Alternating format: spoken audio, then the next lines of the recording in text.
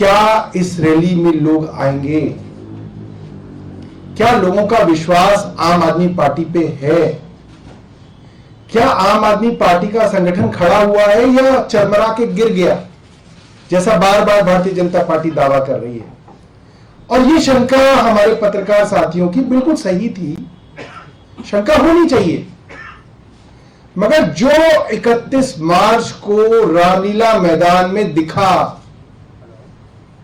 Bharatiya Janata party के होश उड़ गए।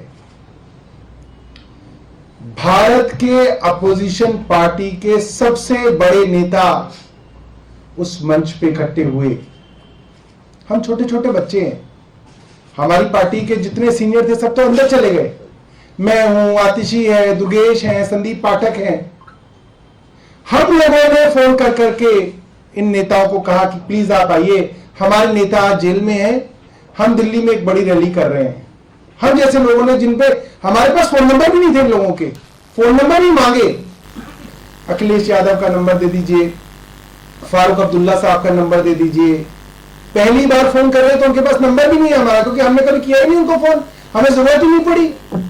हम लोग इतने जूनियर थे अपनी पार्टी में, किसी से नंबर मांगे, व्हाट्सएप किए, उनसे बात हुई। सब लोग, चाहे डेरेक ओब्रायन हो, ममता जी हो, स्टालिन साहब हो, सब लोगों ने इतनी गर्मजोशी से कहा कि नहीं, हम जरूर आएंगे। अरविंद केजरीवाल को गिरफ्तार किया है, हम जरूर आएंगे। और इतने लोग आए, इतने बड़े बड़े नेता आए। अब भारतीय जनता पार्टी परेशान है।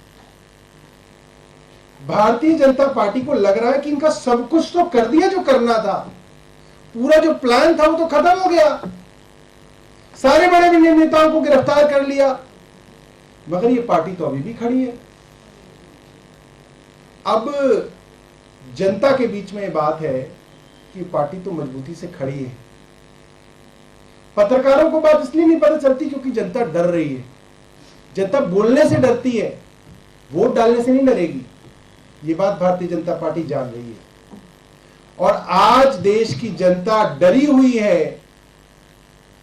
ये देश के लिए बहुत बड़ी चिंता की बात है, क्योंकि डरे हुए तो तब थी जनता जब अंग्रेजों का शासन होता था। लोग डरते थे उनके सामने अपनी बात कहने से, लोग डरते थे अपनी मन की बात कहने से, लोग डरते थे अंग्रेजों से सवाल पूछने से। और डर के, डरा के, दबा के, जेल का डर दिखा के अंग्रेज हम पे शासन करते थे। आज भारतीय जनता पार्टी की केंद्र सरकार लगभग वैसे ही हो गई है कि लोगों को जो आवाज उठाए उनको डरा के, जेल भेज के, धमका के, बाहर मरोड़ के शासन चलाना चाह रहे हैं। ये बात मैं ना भी कहूं, सारे देश की जनता जानती है कि आज सिर्फ डर है।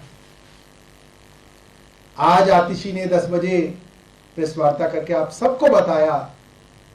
आप सोचिए, आतिशी जो पार्टी की आज बड़ी नेता हैं, उन तक को अगर उनके किसी बहुत करीबी आदमी के माध्यम से ऑफर दिया गया है कि अगर आम आदमी पार्टी छोड़ दोगे तो बहुत बढ़िया करियर बना लेंगे, और अगर नहीं छोड़ोगे तो जेल जाओगे 1 महीने के अंदर अंदर ही, तो खुल्लम खुल्ला धमकी है। और ऐसा नहीं है कि धमकी हवा में, इस धमकी के मिलते जुलते साक्ष्य आपको भारत की राजनीति में महाराष्ट्र से लेकर असम तक हर जगह दिख रहे हैं कि जिस जिसको भ्रष्टाचारी भारतीय जनता पार्टी ने कहा, उसके खिलाफ कैंपेन चलाया, या तो वो भारतीय जनता पार्टी में आ गया, वॉशिंग मशीन में धुल गया, उनका भारतीय जनता पार्टी का उप मुख्यमंत्री, मुख्यमंत्री, मंत्री बन गया, सांसद बन गया, राज्यसभा चला गया, नहीं तो वो जेल चला गया। ये आज भारत में हर जगह दिख रहा है। और अब जो बात आ रही है कहने में वो ये है कि भैया अब 4 लोग तो इनके अंदर कर दिए, मगर आम आदमी पार्टी तो अभी भी किसी ना किसी तरीके से चल रही है। तो अब 4 और लोगों का नंबर लगाया गया है। उसमें पहला नंबर मेरा है, दूसरा नंबर आतिशी जी का है, तीसरा नंबर राघव चड्ढा का है, चौथा नंबर दुर्गेश पाठक का है। तो ये तो खुल्लम खुल्ला गुंडागर्दी हो गई, ये तो दादागिरी हो गई कि भाई आपको इसको गिरफ्तार करोगे, नहीं तो इसको करोगे, नहीं तो इसको करोगे, नहीं तो इसको करोगे, ये नहीं होंगे तो बाकियों को करोगे। मैं भारतीय जनता पार्टी को बताना चाहता हूं, वो भारतीय जनता पार्टी जो कहती थी आम आदमी पार्टी एक आदमी की पार्टी है, सिर्फ अरविंद केजरीवाल जी गए और पार्टी खत्म, यही कहती थी ना भारतीय जनता पार्टी।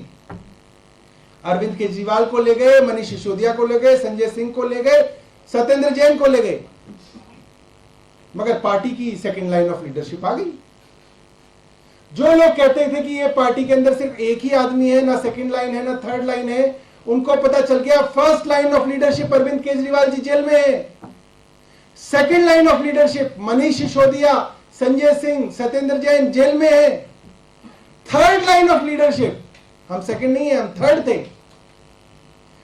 आतिशी, सौरभ भारद्वाज, राघव चड्ढा, दुर्गेश पाठक, आज वो फर्स्ट लाइन बन गई है, आज वो लोग चला रहे हैं, सरकार भी चला रहे हैं, पार्टी भी चला रहे हैं। मैं भारतीय जनता पार्टी को बताना चाहता हूं, आप थर्ड को भी जेल में ले जाओगे, फोर्थ आ जाएगी, फोर्थ को ले जाओगे, फिफ्थ आ जाएगी।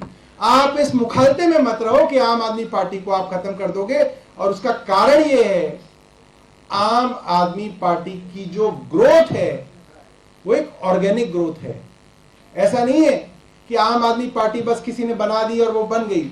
ये पार्टी आंदोलन से निकली हुई पार्टी है, रामलीला मैदान की मिट्टी से निकली हुई पार्टी है।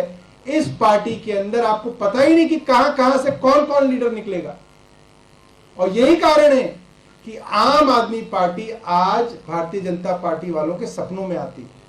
ये किसी से परेशान नहीं है, बड़ी बड़ी पार्टियों से परेशान नहीं है। जिस पार्टी को ये कहते थे सुपारी जितनी पार्टी है, मजाक उड़ाते थे, आज पता चल गया वो मजाक नहीं था, वो इनका डर था कि आज आम आदमी पार्टी भारतीय जनता पार्टी की दुश्मन नंबर 1 पार्टी है, जिससे इन्हें इतना डर है कि अगर आम आदमी पार्टी को खत्म नहीं किया गया तो आम आदमी पार्टी भारतीय जनता पार्टी की राजनीति खत्म करने का पूरा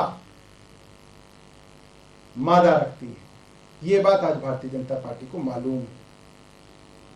अंत में मैं यही कहूंगा कि जो भारतीय जनता पार्टी की नेता बार बार टीवी पे आके अरविंद केजरीवाल जी का मजाक उड़ाते हैं, मैंने देखा कोई कह रहा था कि अरविंद केजरीवाल जी रात को सो नहीं पाए, जेल में पहला दिन था, उनको नींद नहीं आई।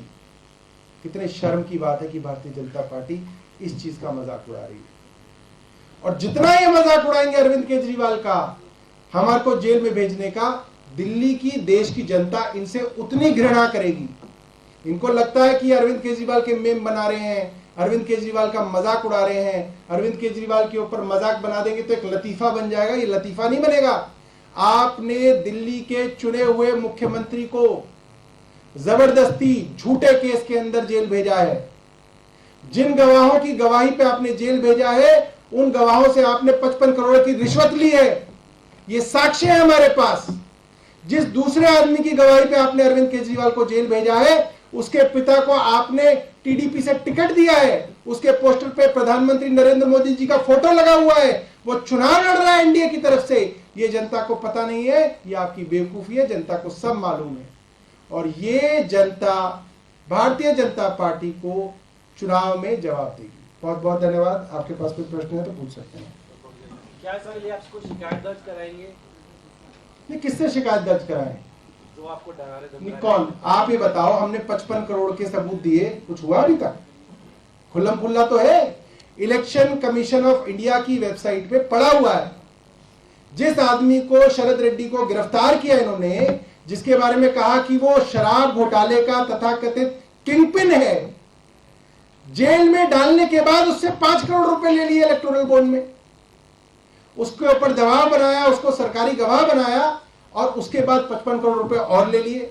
बताओ क्या कंप्लेंट हुई है, किसकी गवाही हुई है, किसकी अरेस्ट हुई है, कौन सी पुलिस, कौन सीबीआई, कौन ईडी?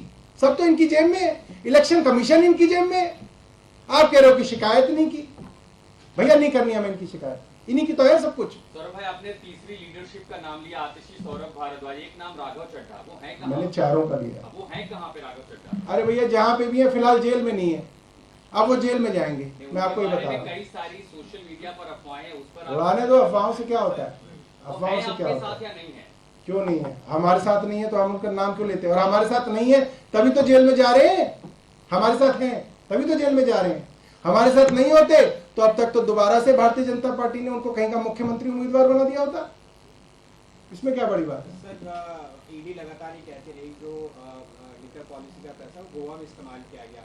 ये कहा जा रहा है कि उस वक्त आतिशी गोवा में इंचार्ज थी और उन्होंने एक शिकायत भी दी थी, तो क्या उस वजह से भी ये खतरा है गिरफ्तारी का? जो देखिए, जो ये सो कॉल्ड लिकर स्कैम है, जब ये जुलाई 2022 में इसके बारे में चर्चा भारतीय जनता पार्टी के प्रवक्ताओं ने शुरू की थी, चाहे वो मनोज तिवारी हों, चाहे वो उस वक्त के और सांसद हों, इनके प्रवक्ता बदलते रहते हैं, तब ये कई हजार करोड़ का घोटाला था।